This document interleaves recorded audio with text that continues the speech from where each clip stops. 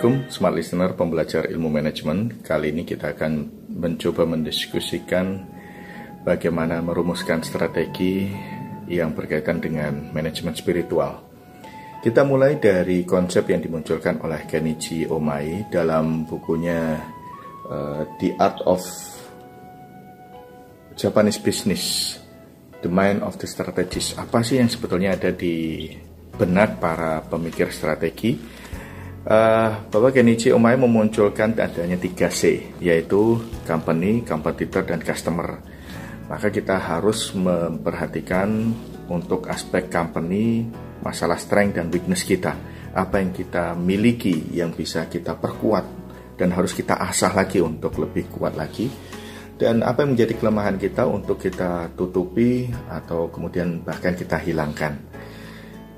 Dan kemudian kita harus juga belajar dari C yang lain. Kita harus mengamati C, yaitu apa yang dilakukan oleh kompetitor, dan kemudian apa yang kemudian dilakukan oleh customer. Jadi 3 hal ini yang kemudian harus kita lihat. Dan ini bagian dari analisis SWOT yang harus kita lakukan di awal kita merumuskan strategi. Jadi strength, weakness kita, opportunity dan threat berkaitan dengan faktor politik, ekonomi, sosial, budaya.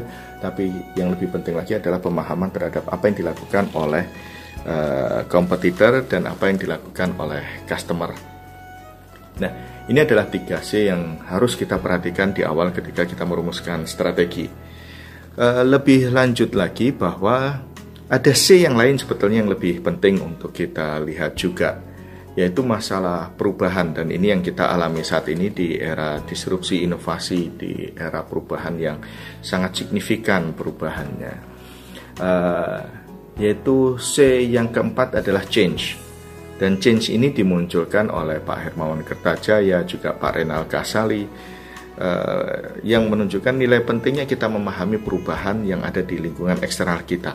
Bahkan kalau bisa kita yang melakukan perubahan itu, bukan hanya sekedar mengikuti perubahan. Jadi change or be changed.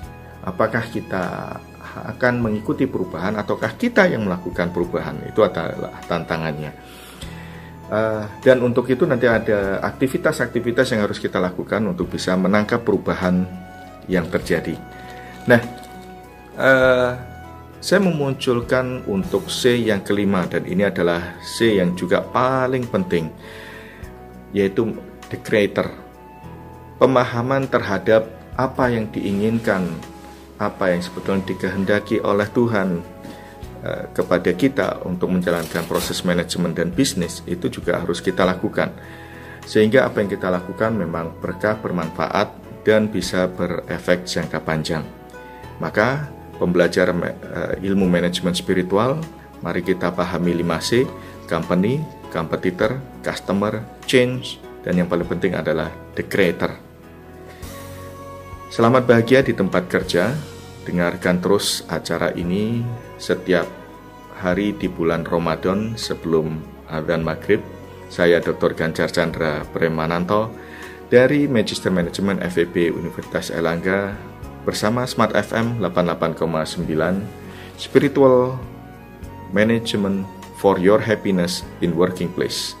Barakallah. Assalamualaikum.